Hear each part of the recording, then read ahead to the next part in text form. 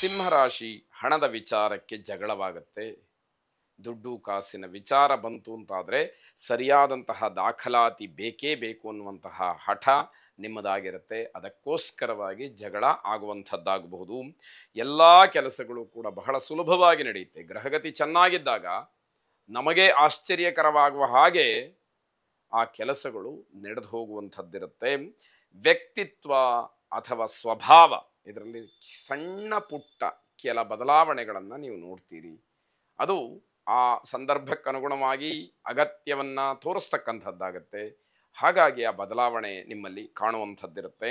ಆರೋಗ್ಯದಲ್ಲಿ ಸಣ್ಣ ಪುಟ್ಟ ಏರುಪೇರುಗಳಾಗತ್ತೆ. ಅದನ್ನು ಗಮನಿಸ್ಕೊಳ್ಬೇಕು. ಒಂದು ವೇಳೆ ಆರೋಗ್ಯದಲ್ಲಿ ವ್ಯತ್ಯಾಸ ಆಯಿತು ಅಂತಾದರೆ ಬೇರೆಲ್ಲ ವ್ಯವಹಾರಕ್ಕೆ ಬೇರೆಲ್ಲ ವಿಚಾರಕ್ಕೆ ಅದು ತೊಂದರೆ ಆಗುವಂಥದ್ದಾಗತ್ತೆ. ಮನೆಯಲ್ಲಿ ಗಾಜಿನ ಪದಾರ್ಥವೋ ಅಥವಾ ಬೆಲೆ ಬಾಳತಕ್ಕಂತಹ ಪದಾರ್ಥವೋ ಏನೋ ಒಂದು ನಷ್ಟ ಆಗುವಂಥದ್ದು, ಒಡೆದೋಗುವಂಥದ್ದು, ಬೀಳುವಂಥದ್ದು ಇದು ಅಪಶಕುನದ ಸೂಚನೆಯನ್ನು ಸೂಚಿಸುತ್ತೆ. ಸ್ವಲ್ಪ ಜಾಗ್ರತೆ ವಹಿಸಿ ನಿಮ್ಮ ಮನಸ್ಸಿಗೆ ಸಮಾಧಾನ ಆಗುವಂತಹ ಕೆಲಸವನ್ನು ಮಾಡಿ. ಕೋಪ ಅಥವಾ ಬೇರೆಯವರಿಗೆ ವಿರುದ್ಧವಾಗಿ ನಡ್ಕೊಳ್ಳುವಂಥದ್ದು ಏನೋ ಧೋರಣೆ ಇದು ಯಾವುದೂ ಕೂಡ ಬೇಡ ಅಂತ ಅರ್ಥ. ಸಾಯಂಕಾಲದ ಹೊತ್ತಿನಲ್ಲಿ ವ್ಯಾವಹಾರಿಕವಾದಂತಹ ವಿಚಾರವನ್ನು ಮಾಡುವಂಥದ್ದು ಒಳ್ಳೆಯದಾಗಿರುತ್ತೆ. ಅದರಿಂದ ಶುಭ ಫಲವನ್ನು ನೀವು ನೋಡಲಿಕ್ಕೆ ಅವಕಾಶ ಇರುತ್ತೆ. ರುದ್ರದೇವರನ್ನು ಪ್ರಾರ್ಥನೆ ಮಾಡಿ, ರುದ್ರ ಮಂತ್ರವನ್ನು ಶ್ರವಣ ಮಾಡಿ. ಶುಭವಾಗಿ. ಕನ್ಯಾ ರಾಶಿ ದಾಂಪತ್ಯದಲ್ಲಿ ಬಿರುಕು, ಜಗಳ, ಗೃಹ ಕಲಹ, ಮನಸ್ತಾಪ ಇವೆಲ್ಲವೂ ಕೂಡ ಈ ದಿವಸ ಎದುರಿಸಬೇಕಾದಂಥದ್ದು. ತುಂಬ ಹೊಂದಾಣಿಕೆಯ ಅಗತ್ಯ ಇದೆ. ಸೋತು ಗೆಲ್ಲಬೇಕು ಅಂತಕ್ಕಂತಹ ನಿಯಮವನ್ನು ಪಾಲಿಸಿದರೆ ಮಾತ್ರ ಒಂದಷ್ಟು ಆಗುವಂತಹ ಒಳಿತನ್ನು ನಿಮ್ಮದಾಗಿಸ್ಕೊಳ್ಬಹುದು ಅನ್ನುವಂಥದ್ದು ಮುಖ್ಯವಾಗುತ್ತೆ. ಆಯಾಸದಿಂದ ಕಿರಿಕಿರಿವಾಗುತ್ತೆ. ಶಾರೀರಿಕವಾದಂತಹ ಸ್ವಾಸ್ಥ್ಯ ಅಥವಾ ಶಾರೀರಿಕವಾಗಿ ಏನೋ ವಿರಾಮ ಅಂತಕ್ಕಂಥದ್ದು ನಿಮಗೆ ಇಲ್ಲದೇ ಇರತಕ್ಕಂಥದ್ದು. ನಿರಂತರವಾಗಿ ಏನೋ ಕೆಲಸ ಮಾಡ್ತಾ ಇರ್ತೀರಿ, ಶರೀರ ತುಂಬ ದಣದು ಬಿಡುತ್ತೆ, ಆಗ ಒಂದಷ್ಟು ಕಿರಿಕಿರಿ ಆಗುವಂಥದ್ದಿರುತ್ತೆ. ಹೊಟ್ಟೆಗೆ ಸಂಬಂಧಪಟ್ಟಂತಹ ಸಮಸ್ಯೆಯೂ ಕೂಡ ಕಾಡಬಹುದು. ನಿಮ್ಮನ್ನು ನಿಗೂಢವಾದಂತಹ ವಿಚಾರಗಳು ನಿಮ್ಮನ್ನು ಹುಡುಕೊಂಡು ಬರಬಹುದು. ಇದರ ಅರ್ಥ ಹಿಂದೆ ಯಾವತ್ತೋ ನಿಮ್ಮ ಕುಟುಂಬದಲ್ಲಿ ಏನೋ ಘಟನೆ ನಡೆದಿದೆ, ನಿಮ್ಮ ವ್ಯವಹಾರದಲ್ಲಿ ಏನೋ ಘಟನೆ ನಡೆದಿದೆ, ಉದ್ಯೋಗ ಸ್ಥಳದಲ್ಲಿ ಏನೋ ಘಟನೆ ನಡೆದಿದೆ, ಅದನ್ನು ಮರೆತು ಬಿಟ್ಟಿರ್ತೀರಿ. ಅಂತಹ ಒಂದು ಸುಪ್ತವಾದಂತಹ ವಿಚಾರ ಮತ್ತೆ ಮುನ್ನೆಲೆಗೆ ಬರುತ್ತೆ. ಅದು ತೊಂದರೆಗೂ ಕೂಡ ಕಾರಣ ಆಗಬಹುದು ಅನ್ನುವಂಥದ್ದು. ಉದ್ಯಮಿಗಳಿಗೆ ಹಣದ ವ್ಯತ್ಯಾಸದಿಂದ, ಏರುಪೇರಿನಿಂದ ವ್ಯವಹಾರದಲ್ಲಿ ತೊಂದರೆಯನ್ನು ನೋಡಬೇಕಾದಂಥದ್ದಿದೆ.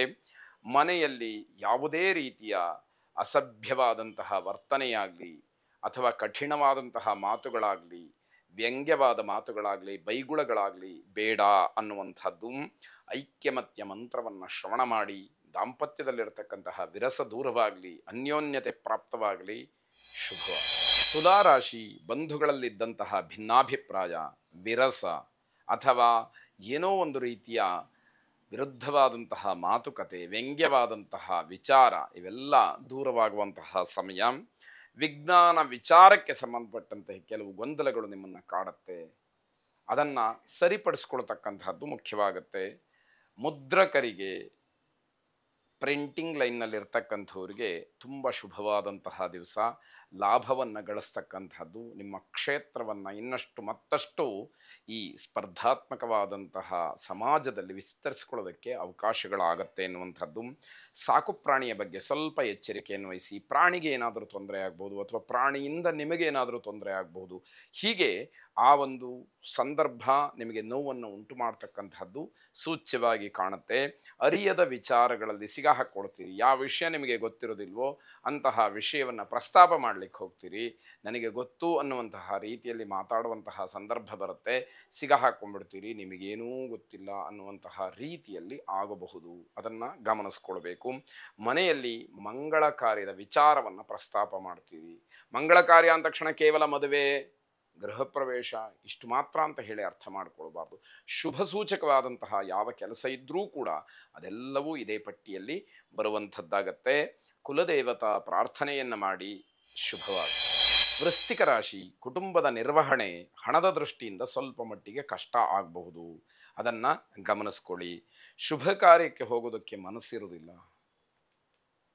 ಯಾವ ಕೆಲಸಕ್ಕೂ ಕೂಡ ಮನಸ್ಸು ಆಗದಲೇ ಎಲ್ಲೂ ಕೂಡ ಹೊರಗಡೆ ಹೋಗದೇ ಇರುವ ಹಾಗೆ ಮಾಡಿಕೊಂಡಿರ್ತೀರಿ. ಮನೆಯಲ್ಲೇ ಉಳಿಯುವಂತಹ ಪರಿಸ್ಥಿತಿ ಬರಬಹುದು. ನೌಕರಿಯ ಬಗ್ಗೆ ಸ್ನೇಹಿತರಿಂದಲೇ ತೊಂದರೆಯಾಗ್ತಕ್ಕಂಥದ್ದು, ಯಾರು ನಿಮಗೆ ಗುರುತು ಪರಿಚಯ ಇರ್ತಾರೋ ಅಂಥವರೇ ನಿಮ್ಮ ನೌಕರಿಗೆ ತೊಂದರೆಯನ್ನು ಮಾಡ್ತಾರೆ ಎನ್ನುವಂಥದ್ದು. ವಸ್ತುವಿನ ಖರೀದಿ ಅಥವಾ ವ್ಯಾಪಾರ, ಇದರಲ್ಲಿ ಲಾಭವನ್ನು ನೋಡ್ತೀರಿ, ಅದಕ್ಕೆ ಅವಕಾಶಗಳಿದೆ. ಸಾಯಂಕಾಲದ ಹೊತ್ತಿಗೆ ಏನೋ ಬೇಡದೇ ಇರತಕ್ಕಂತಹ ಅಶುಭವಾದಂತಹ ಮಾತು, ವಾರ್ತೆ ನಿಮಗೆ ತುಂಬ ನೋವನ್ನುಂಟು ಮಾಡುತ್ತೆ, ಮನೆಯಲ್ಲಿ ಆತಂಕವನ್ನು ಸೃಷ್ಟಿ ಮಾಡ್ತಕ್ಕಂಥದ್ದಾಗತ್ತೆ. ತಂದೆಯವರ ಸಂಪೂರ್ಣ ಸಹಕಾರ, ಸಹಾಯ ಸಿಕ್ಕುವಂಥದ್ದು, ಅದರ ಸದುಪಯೋಗವನ್ನು ಮಾಡಿಕೊಳ್ಳಿ ಎನ್ನುವಂಥದ್ದು. ಗುರು ದತ್ತಾತ್ರೇಯರನ್ನು ವಿಶೇಷವಾಗಿ ಪ್ರಾರ್ಥನೆ ಮಾಡಿ. ಶುಭವಾಗಲಿ.